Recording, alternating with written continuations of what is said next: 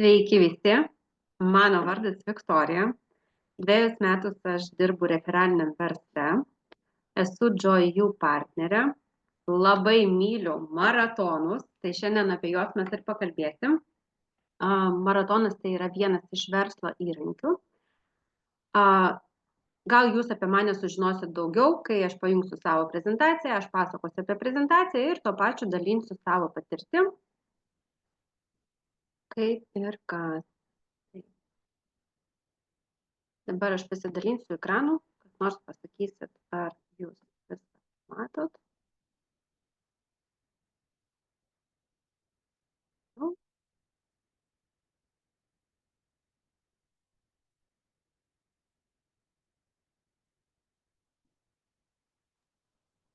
Aš matau.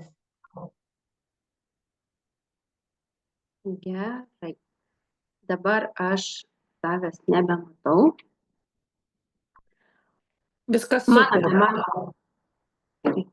Mano tema yra maratonai, tai yra verslo įrankis.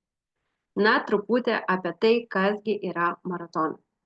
Maratonas tai yra renginys, kuris apibrėžtas kažkokiu tai laiku, kur susirenka žmonės su bendraminčiai, su panašiu tikslu. Na ir būtent jeigu kalbam apie mūsų kompaniją Joy, tai naudojasi mūsų produktais, gauna patirtį, ekspertų palaikymą, mokosi sveikos gyvensenos, jeigu mes kalbam apie lieknėjimo maratoną, nors aš šiandien pasakysiu apie tai, kad gali maratonai būti įvairūs, įgauna praktinių įgūdžių, jaučia bendruomenės palaikymą ir atranda kartu galimybę augti kaip lyderiai bei kurti savo sėkmės kelią. Na ir pakalbėkime apie maratono tipus. Kadangi mūsų produkcija yra tikrai įvairi, tai visokių galima sukurti tų maratonų. Čia aš parašiau pagrindinius, tai yra lieknėjimo maratonas, detoks maratonas, beauty maratonas, bet aš tikrai žinau, jeigu dabar neklystu, mano mentorė neužilgo darys dovanų maratoną 3 dienų, tai artėja toks kalėdinis metas, kada mes irgi visi ieškom, kągi čia nupirkti, kągi čia padovanoti, tai labai fainai, užeini maratoną, kur yra jau paruošti rinkinukai, pažiūri, išsirenki, nuperki, nesuki savo galvos. Žinau, kad kitos merginos netgi daro valymo maratonus, nes pas mus yra produkcijoje yra valymo priemonių, tai irgi fainiai susirenka bendrai merginos online ir valo namus. Kodėlgi ne? Tai čia jau kaip jūs sugalvosit ir galit kurti kažkokį tai savo maratoną. Maratonai būna 3, 7, 12 dienų, žinau, 5 dienų. Iš patirtyje neturiu ilgesnių negu 12 dienų maratonų, nežinau, ar tai aktualu. Aš manau, kad truputį sunku, jeigu yra ilgesnis maratonas. Maratonas tai yra pagalba žmogui susipažinti su mūsų produktais, išmokti juos teisingai naudoti, kartu siekti rezultatą. Tai iš tikrųjų dabar žmonės ieško tos pagalbos, tos bendruomenės, kur galėtų kartu susijungti, susivienyti ir kažką tai bendrai daryti, siekti savo tikslo, nes vienam, tikrai nelengva. Maratono tikslas. Vienas iš tikslų tai įkvėpti dalyvius asmeniškai organizuoti. Aš visada sakau maratone, kad merginos, jūs galite tai daryti ir pačios. Jūs galite sukurti savo maratoną ir tai nėra sunku. Tai yra vienas iš įrankių. Jūs nueikite į vieną maratoną, į kitą maratoną, pažiūrėkit, kaip tai daroma. Šiandien be to aš pasakosiu, kaip tai organizuoti, kaip padaryti, bet tai nėra sunku, nes jeigu prisiminti save, tai aš irgi gal bijojau, kada man pasakė mano mentorė, ateik pas mus, pabūsiu kuratorė. O viešpatie, galvoju, kaipgi čia daryti. Bet dabar suprantu, kad tikrai nereikia bijoti, reikia imtis veiksmų ir daryti. Kurti naujas galimybės, tai čia apie tai, kad jūs galite kurti kažkokį tai savo maratoną, kažką tai naujo sugalvoti, naują projektą padaryti, kleisti patirtį ir įkvėpti kitus. Tai tikrai mes su savo patirtim ir kai mes esam kartu maratone, mes dalinamės, mes savo rezultatais, mes vieną kitą įkvepiam, judėti toliau, eiti toliau ir nesustoti. Maratonas kaip verslo įrankis, jeigu žiūrėti iš finansinės pusės. Patys maratonai papildomai nekainuoja, bet tam, kad dalyvauti, reikia įsigyti tam tikrą rinkinį, produktą, kad jūs galėtumėt įeiti į tą maratoną ir dalyvauti. Dalyvaudamas žmogus turi galimybę jau iškart sutaupyti ir netgi uždirbti. Ne visų pirma, visada jis turi galimybę prisiregistruoti kaip klientas ir įsigyti jau prekę su 3 procentų grąža ir jau įeiti į maratoną. Maža to, kad jis nesumoka papildomai už maratoną, bet jis dar gali ir sutaupyti tą maratoną. Čia mes galim paskaičiuoti, jeigu jau kaip ateiti, kaip prisiregistruoti kaip menedžerių ir ateiti ne vienam į maratoną, o pavyzdžiui su draugu. Aš paėmiau patį paprasčiausią komplektą, nes netgi va čia parodyti rinkiniai, jie yra tokie didesni ir brangesni, o aš paėmiau tiesiog 2 kokteiliai, vienas drying efektas ir jeigu jūs ateinat ne vienas, jūs ateinat dviesi, tai jūs jau galite sutaupyti 24 eurus. Na, tai geri pinigai. O jeigu jūs į maratoną pakviesit 10 žmonių, tai jūs jau galite sutaupyti plus minus 250 eurų. Žinoma, čia yra įvairių niuansų, jūs galite žmonės registruoti po savim, jūs galite kviesti juos kaip klientus, kad ir jie sutaupytų, jūs galite juos kviesti ir kaip menedžerius. Tai čia įvairi, bet jeigu taip pafantazuoti ir atvesti kokį 100 žmonių kartu daryti maratoną, mes jau galime taip pasvajoti ir suprasti, kad galima uždirbti ir žymiai didesnius pinigus. Žinoma, kad maratonas tai yra naujų klientų ir vadybininkų pritraukimas. Suteikia galimybę pritraukti naujus klientus, potencialius vadybininkus ir stiprinant komandą ir verslą. Tai žinoma, mes, kaip būna, atėjom iš pradžių patys į maratoną, tada su mumis atėjo dar kažkas į maratoną, tas kažkas dar atvedė kažką. Tai mes taip plėčiam savo komandą, mes susipažįstam, palaikom viens kitą, bendraujam ir niekada nežinom, kuris žmogus nori daugiau negu tiesiog dalyvauti maratone, o nori tapti ir vadybininku, nori pažiūrėti į šį verslą ir kaip verslininkas. Todėl čia jau mes stiprinam būtent savo komandą ir savo verslą. Kaipgi sukurti tą maratoną? Kadangi jau ir minėjau, kad tai iš tikrųjų nėra sunku, kaip mums atrodo, pirma, ką mes turim turėti, žinoma, idėją. Kaip jau ir minėjau, kad maratonas gali būti jūsų koks nors įdomus, vienas būna maratonas aktyvesnis, bet mano merginos darė maratoną su zumba, jiems reikia šokti, jiems reikia aktyviau daryti. Aš pati esu 2 maratonų kuratorė, vienas maratonas mūsų yra jis toks labiau disciplinuotas, su sportu.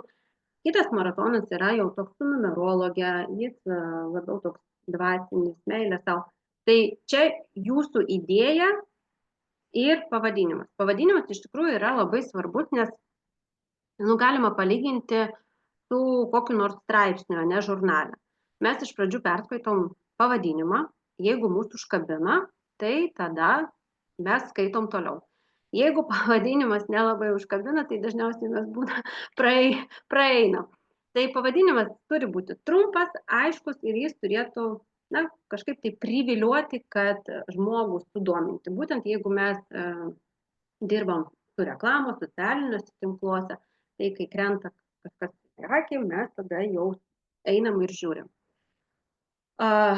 Nuspręskit, kokį tikslą turi maratonas. Apie tai aš jau irgi kalbėjau, nes tai gali būti įvairūs tipas to maratono.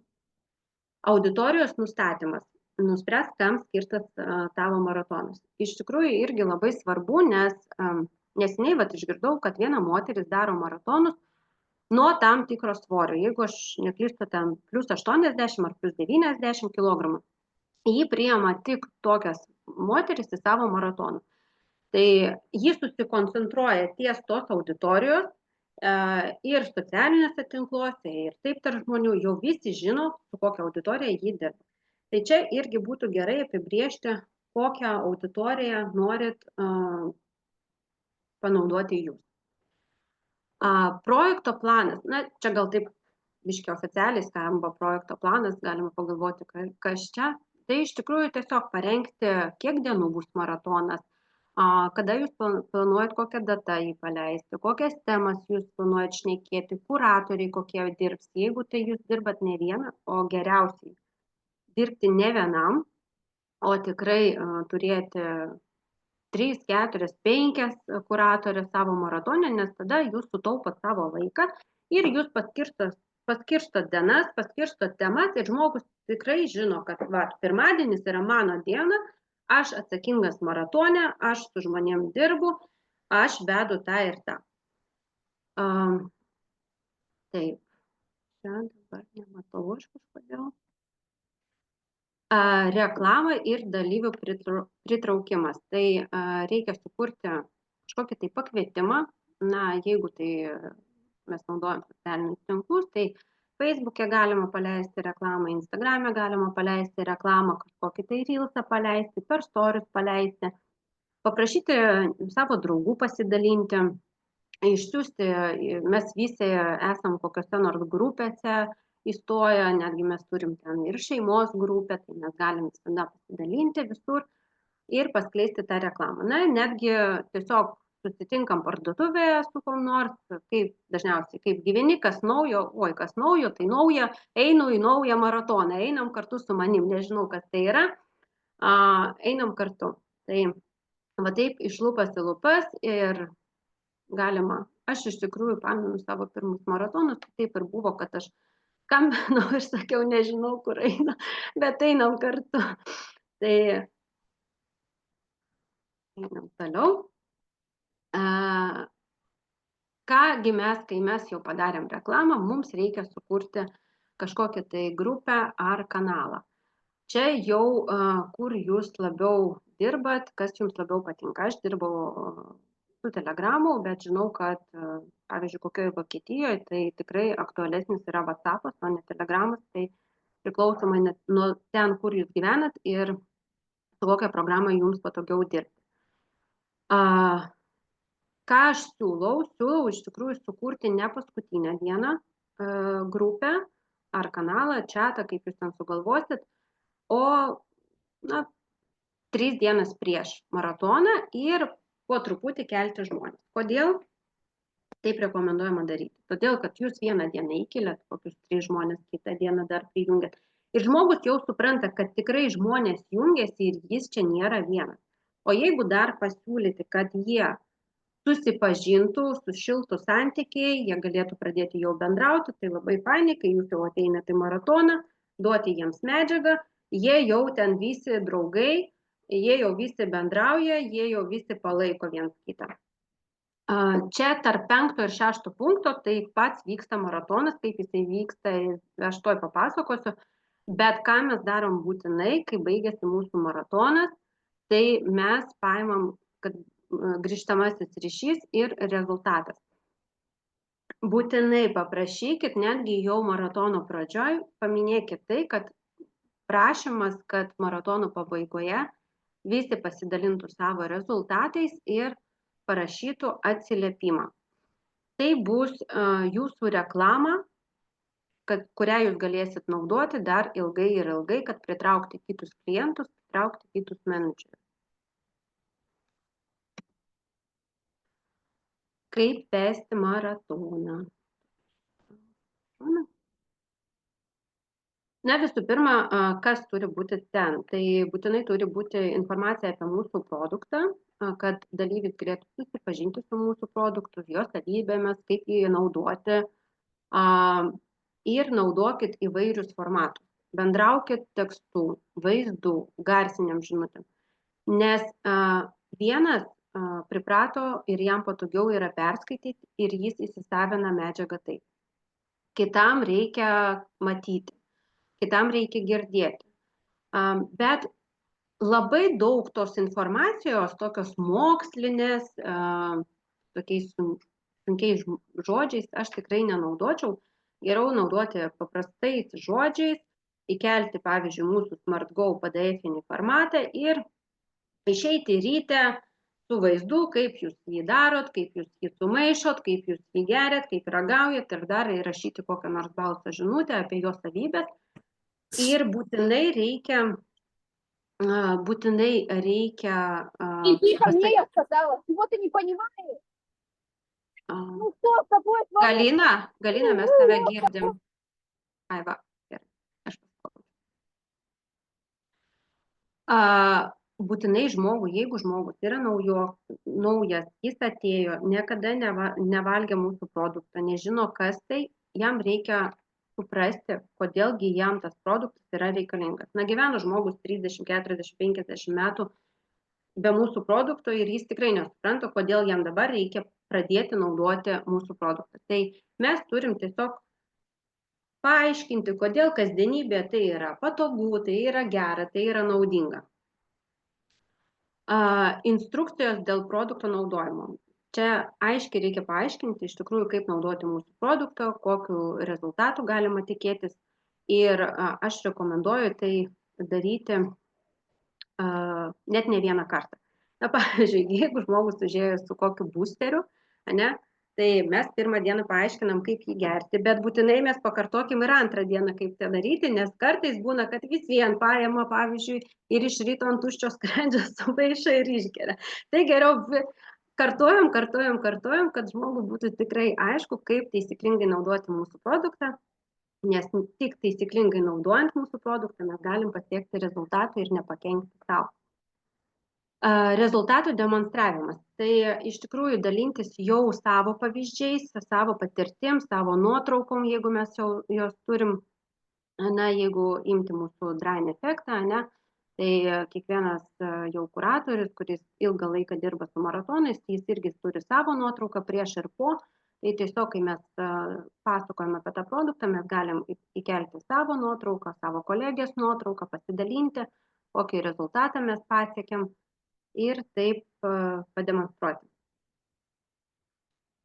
Skatinti ir dalyvius dalintis irgi ir savo patirtim, nes būna, kad žmogus jau atėjo ne pirmą kartą ir jis jau irgi gali ir turi kom pasidalinti, gali ir parašyti jau atsiliepimą, kaip jam pasisekė praeitam maratone, jis jau gavo rezultatą ir jis jau čia viską žino ir labai labai gerai, kad jis eina į diskusiją, eina į bendravimą, nes kitiems tai yra pavyzdys ir įkvėpimas. Apie įvairių turinį naudojimą jau irgi sakiau, kad keliam ir audio, video, tekstinį, nuotraukas, paveikslėlius. Keliam toliau. Maratone aš labai rekomenduoju naudoti apklausas ir atsiliepimus. Manau, kiekvienoje programėlėje jau yra, ten ir WhatsApp'e, ir Facebook'e, ir Telegram'e, kur mes galim padaryti apklausą. Kodėl? Dažniausiai žmonės nelabai jau pradeda atsiskleisti ir eina į bendravimą. Bet sudalyvauti apklausoje ir paspausti vieną mygtuką, tai labai nesunku.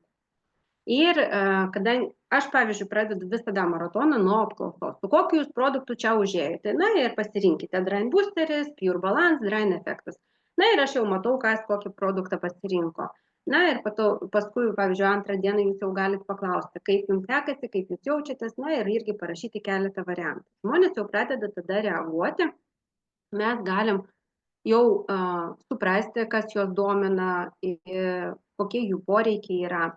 Ir iš tos būtinai paskui apklausą dar išnagrinėti.